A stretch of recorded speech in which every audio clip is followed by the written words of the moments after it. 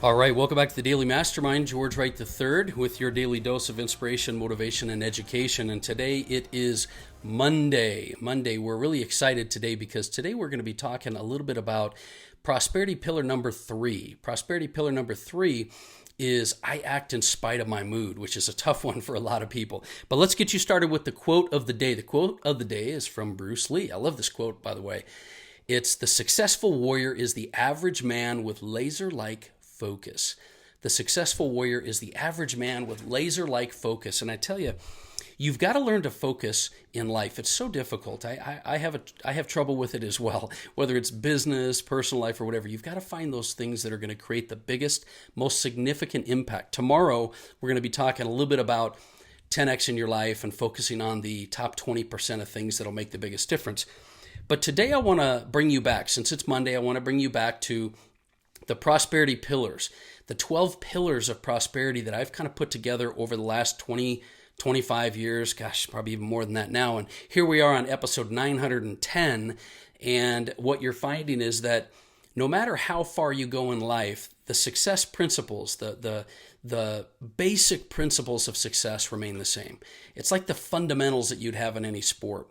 And I certainly didn't I certainly didn't create these. These are time-tested principles, but I accumulated them over the last 20, 25 years based on a lot of mentoring I was able to receive. I was able to work with some of the greatest thought leaders out there. And so these ideas, and you've probably seen them on my poster before of the prosperity pillars, are the things that Monday morning I want to kind of get your day going and started with. And so the third one is I act in spite of my mood. I act in spite of my mood. Now, I don't know if you're struggling right now. I don't know if you're crushing it.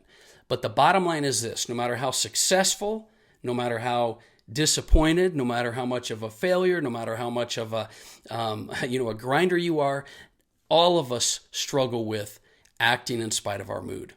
Everyone struggles. At the end of the day, there's certain things that you have to push through, whether it's getting up early, whether it's your health, your fitness, whether it's doing that one more rep, that one more set, that one more call, whether it's staying focused on the menial, tedious tasks, or whether it's doing things you love. The bottom line is you've got to learn to push through your feelings. Your feelings are the things that are going to keep you from doing the actions of the activities that are going to give you the results in life. And generally, it's the activities we don't want to do that will create the most success for you. And so you just have to understand that no matter where you are in life, everybody struggles. Everybody has trouble. Look, nobody wants to get up early. Nobody wants to work hard. We all like the idea of relaxing. So you've got to learn to push yourself. And this principle is all about that. But one of the things I will start right out of the chutes telling you is that one of the best ways there are to overcome your feelings, the things that are keeping you, your fear, your emotions, your disappointment, your failure, whatever it is, it's to stop making it about you. And I've talked about this in the past. A lot of times when we fail to act on things that we know we need to do, it's because we're having feelings of insecurity or fear, and that is about us. And so if you learn to stop making it about you and start making it about other people and the impact you're having and the overall benefits and experience that you're going to create in your life, it'll make it a little easier for you to act in spite of your mood. But the bottom line is this: you've got to start taking action. You've got to start doing things. And so I want to just give you some tips, some strategies, and some ideas to get your week going that you can use to act in spite of your mood. And the first one, the most important one, is setting goals. You've got to set goals, because when you have a clear intention, and I talk about this a lot, and you have a clear focus or vision in your life, it's much easier to act in spite of your mood. It's when you're, just wandering around, or when you're just going throughout the day, that it's difficult to motivate and inspire yourself. But you have a clear direction, and if you have focus in your life, then you're going to be able to act in spite of your mood and push through even when you may not want to. And so setting goals and creating direction is a very important part of that. Another thing you can do is make commitments. See, you and I both know that when you make commitments ahead of time, then you don't have to go through that point in time where you question if you want to do something. Make a decision and make a commitment ahead of time that you're going to go to the gym, that you're going to get up early, that you're going to spend a certain amount of time doing a certain function in your business. Make that not just decision, but commitment. And then when the event comes up and you're second guessing it, you won't so much be trying to decide if you want to do it. You'll just have to find ways to push you through. And, if you set an alarm, you get up when the alarm goes off. If you are deciding to eat on a diet or on a strict regimen, then you make that decision and commitment. And then when things come up, when temptations come up, it'll be much easier for you to push through them. So writing goals, having a clear vision and a path, and also making commitments are key elements to helping you to act in spite of your mood. But there's another tip that I've started to adopt more and more, and it's called the 5-second rule. There's a lot of people that, have talked about this over the years. I've talked about this over the years. But there's a 5-second period of time after which some kind of a doubt or indecision occurs in your mind that once that 5 seconds has passed, it's much more difficult. Your mind starts to kick in. Your mind starts to convince you of reasons and ways and excuses for why you shouldn't take action. And so you need to act. The reason we call it the 5-second rule is when a doubt comes up, you've got to act within 5 seconds. Taking action within this time frame will move you forward much easier than if you wait. Because with any hesitation, any longer than 5 seconds, all of the initiative and the drive and things you have starts to wane. You're going to fail to accomplish the things that you want. Your mind is going to start working heavily against you. But if you can catch yourself within that first 5 seconds, it'll make a big difference. The other thing I would recommend is to create things like power statements.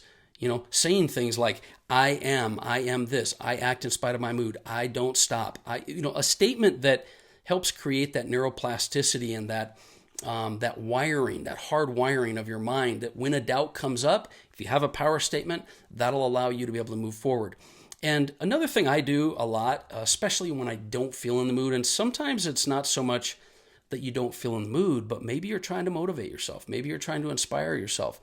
Well, I will always go back to this idea that when you're in that state of doubt or fear or hesitation, you need to do things, use tools to change your state.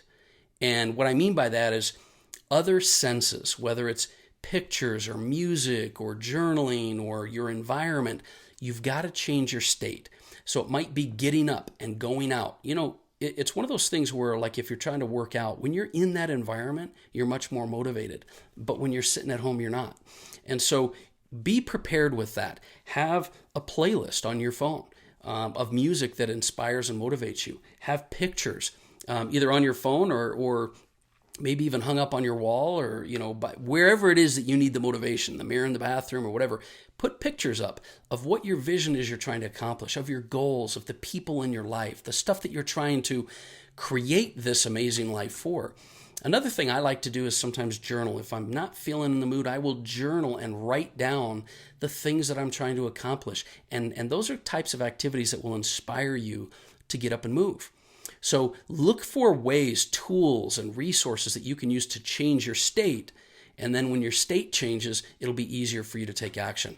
And I really can't emphasize enough finding ways to create habits and daily rituals, because as you get locked into a daily ritual, you're going to find that you don't have to try to convince yourself to overcome your feelings as much. If you're used to getting up, going and working out, or meditating, or journaling, or when you get to the office, you sit down and you create your priorities and you move forward.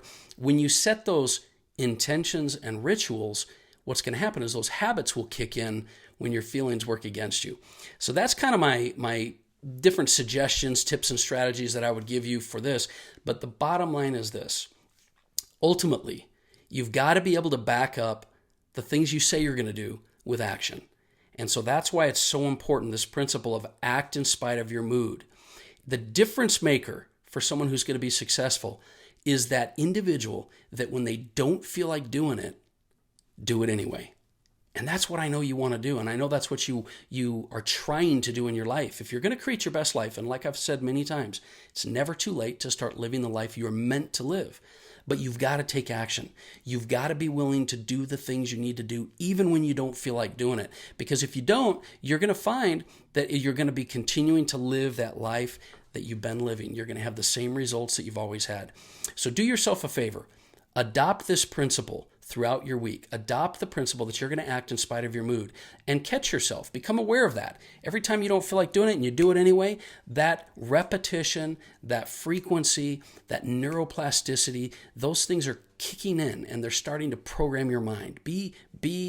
Recognize and be grateful for your ability to be able to do that. So that's my message for today. If you do me a favor and share this show, I would really appreciate it.